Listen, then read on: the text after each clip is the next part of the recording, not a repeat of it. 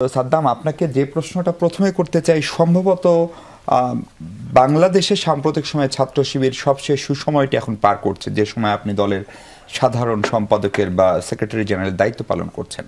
আমরা দেখলাম যে কদিন আগে জামাত ইসলামের আমির শফিকুর রহমান, উনি অসুস্থ, ওনার একটি অপারেশন হয়েছে, সেটির তাকে শুভকামনা করতে গিয়ে প্রধান উপদেষ্টার প্রেস সচিব জামাতকে অনুসরণ কথা বলছেন অন্য দলকে। এটি কি আপনাদের আসলে কাজের কারণে সফলতা, নাকি এই সরকারের সঙ্গে আপনাদের এক ধরনের আদর্শিক অথবা বুদ্ধিভিত্তিক বা কৌশলগত কোনো এলাই হয়েছে? ধন্যবাদ জানাচ্ছি আপনাকে।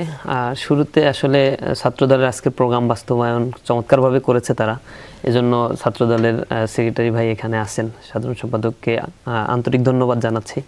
আমারও সুযোগ হয়েছে, যেহেতু আজকে সোহরাওয়ার্দী উদ্যানে আমাদেরও প্রোগ্রাম ছিল, কিছুটা যাত্রাপথে তাদের সমাবেশটা দেখার অনেক লোকের সমাগম হয়েছে এবং সাধারণ মানুষেরও আসলে আজকের প্রোগ্রামে একটু ব্যতিক্রমী উৎসুক একটা মনোভাব আমি লক্ষ্য করেছি। ছাত্রদলের প্রোগ্রামকে কেন্দ্র করে ব্যানার, ফেস্টুন বা পূর্বের কালচার থেকে তারা যেভাবে বের হয়ে আসছে, আবার 9 দফা আজকে যেটা ঘোষণা করছে, এটাও খুবই চমৎকার ছিল। আমরা আশা করি প্রতিটা দফাই দেখবেন একেবারে ছাত্রবান্ধব। 5 আগস্টের পরে যে কথাগুলো আমরা বারংবার বলছি, সেই জিনিসগুলোর একটা রিফ্লেকশন, এবং এত বিশাল জনসমুদ্রের মধ্যে তারা এটা আনুষ্ঠানিকভাবে ঘোষণা দিয়েছে। মাদক মুক্ত ক্যাম্পাস, মাদকের বিরুদ্ধে অভিযান চালাবে, গণরুম গেস্ট রুমের এগেইনস্টে থাকবে। যদি একটা লিডিং ছাত্র সংগঠন এই বিষয়গুলোকে ফলো করে, আমরা আশা করি বাংলাদেশের ছাত্র রাজনীতি শতভাগ পরিবর্তন হয়ে যাবে এবং এটা হতে বাধ্য হবে ইনশাআল্লাহ। দ্বিতীয়ত হচ্ছে জামাত ইসলামের যে ইস্যু নিয়ে উপদেষ্টার প্রেস সচিব কথা বললেন। দেখেন, 5 আগস্টের পরে বা আগেই জামাত ইসলামের রাজনীতিটা আগে থেকেই এমনিই ছিল যে চাঁদাবাজি, দখলদারিত্ব বা হচ্ছে খুন, আন্তঃকোন্দল, এই জিনিসগুলো থেকে শতভাগ তারা বিরত থাকার জন্য চেষ্টা করে। কিছু কিছু ক্ষেত্রে এর ব্যত্যয় ঘটলেও তাৎক্ষণিক তারা পদক্ষেপ গ্রহণ করে এবং সাংগঠনিকভাবে জামাত ইসলামের একটা স্ট্রাকচার, একটা বড় বিষয় হচ্ছে তাদের প্রশিক্ষণ হয় নিয়মিত। সেটা হচ্ছে তারবিয়া প্রশিক্ষণ, যেটাকে বলে তারা, যে প্রতি মাসেই তাদের বাধ্যতামূলক কোরআন ক্লাস হচ্ছে, হাদিস পাঠের আসর হচ্ছে, আরও সামাজিক অনেক বিষয়গুলোতে তাদের প্রশিক্ষণ প্রোগ্রাম হয়। প্রশিক্ষণ প্রোগ্রামগুলোতে এই যে ব্যবহারিক জীবনগুলো কিভাবে চলবে, অর্থনৈতিক লেনদেন কিভাবে হবে, এইসব বিষয়গুলো নিয়ে তারা আসলে ট্রেন আপ করে এবং একেবারে রুট লেভেল পর্যন্ত এই প্রোগ্রাম বাধ্যতামূলক এবং এগুলোর রিপোর্টিং করা হয়, যার ফলে জামাত ইসলাম একেবারে রুট পর্যন্ত সুসংগঠিত এবং তাদেরকে এগুলো মানে সকল কর্মীকে এটা মানতে বাধ্য করা হয়। তো সেই দৃষ্টিভঙ্গি থেকে হয়তো বর্তমান যিনি প্রেস সচিব, তিনি এই বিষয়গুলো বলার চেষ্টা করেছেন এবং জামাত ইসলাম যথেষ্ট নমনীয়তা, সুশৃঙ্খলতার পরিচয় 5 আগস্টের পরে দিয়েছে।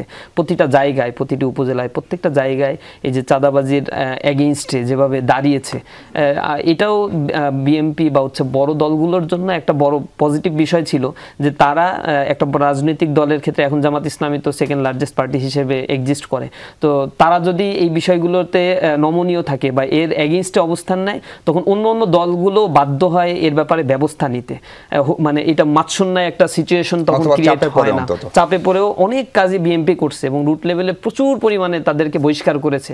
যখনই যে ঘটনাটা ঘটেছে, তীব্র প্রতিক্রিয়া সোশ্যাল মিডিয়ায় দেখিয়েছে জামাত ইসলামের পক্ষ থেকে, অন্যান্য দল, বিএনপিও তাৎক্ষণিকের ব্যাপারে ব্যবস্থা নিয়েছে, যার ফলশ্রুতিতে মানুষ একটা কথা বলার জায়গা, ভাষা পাচ্ছে। এটা তো একটা ভালো পরিবর্তন। আমি আচ্ছা সাদ্দাম, ধরেন ছাত্র দলের এই যে ইতিবাচক বা গুণগত পরিবর্তন যেটুকু দৃশ্যমান এবং যেটা তাদের পরিকল্পনা, সেটা নিয়ে আপনার কি খানিকটা শঙ্কিত? কারণ ছাত্র শিবিরের যে রাজনীতি ছিল বা আছে, সেটার যেসব বিষয়গুলোতে পার্থক্য করত, আজকে ছাত্র দল যে 9 দফা দিতে, তাতে সমতার পার্থক্য খুব বেশি থাকে না। সেই অভিযোগ আপনি ছাত্র দলের বিরুদ্ধে করতে পারবেন না। এখন ধরেন সামনে ডাকসু নির্বাচন, জাকসু নির্বাচন, চাকসু এবং রাকসু নিয়েও কথাবার্তা চলছে, ফলে এটি কি কোনো কারণে 5 আগস্ট পরবর্তী 5 আগস্টের গণ অভ্যুত্থান এবং এই ছাত্র সংসদ নির্বাচন যেহেতু জাতীয় নির্বাচনের আগে হচ্ছে, তারা কি ছাত্র শিবির একটু আলাদা বাড়তি চাপ অনুভব করছে? দেখেন, আমরা 5 আগস্টের পরে যখন আমাদের সুযোগ হলো গণমাধ্যমের সাথে কথা বলার, আপনার এখানে টকশোতেও এই কথাটা বলেছি যে আমরা চাচ্ছি ক্যাম্পাসটা হোক মার্কেট প্লেস অফ ভ্যালুস।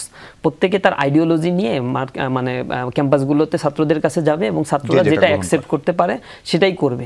এটা নিয়ে আমরা বিন্দুমাত্র অডিট না, এবং আমরা বারবার বলছি যে হ্যাঁ, রাজনীতিতে এটাই হওয়া উচিত। মারামারি, কাটাকাটি, এই জিনিসগুলো থেকে আমরা যদি বের হয়ে আসি, ছাত্র রাজনীতির ব্যাপারে যেভাবে নেগেটিভ এক্সপ্রেশন দেখিয়ে দেখিয়েছে, বিভিন্ন ক্যাম্পাসে তারা বলেছে ছাত্র রাজনীতি চাই না। আমার মনে হয় যে আমরা যদি এইভাবে চলতে পারি তো ওই ক্যাম্পাসগুলোর ছাত্ররা বাধ্য হয়ে বলবে না ছাত্র রাজনীতি ওপেন করতে হবে, না হলে ক্যাম্পাসে প্রশাসনের ব্যাপারে আইনগত ব্যবস্থা নেবে তারা। আমরা এটা হাইলি অ্যাপ্রিসিয়েট করি এবং ছাত্রদল যদি এটাকে স্ট্রিক্টলি মেনটেন করতে পারে কোনো চ্যালেঞ্জ হবে না। আমরা এই জিনিসগুলোই চাচ্ছি এবং আমরা এগুলোকে অ্যাপ্রিসিয়েট করছি।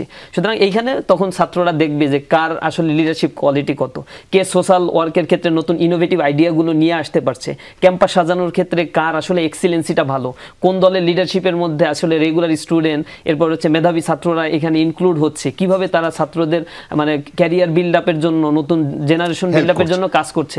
তো আমার মনে হয় যে বিদেশে যে ছাত্র ইউনিয়নগুলো বিভিন্ন ক্যাম্পাসে এক্সিস্ট করে এবং তাদের ভিতরে যে কম্পিটিশনগুলো হয়, আমাদের বাংলাদেশে এরকম একটা কম্পিটিশন তৈরি হয় না ছাত্রদের অধিকার রক্ষার প্রতিযোগিতা, জাতীয় পর্যায়ে এর একটা বিশাল প্রভাব আপনারা এবং জামাত ইসলামের সভা সমাবেশ হলে একটা সমালোচনা হয়, সেখানে নারীদের উপস্থিতি দৃশ্যমান হয় না।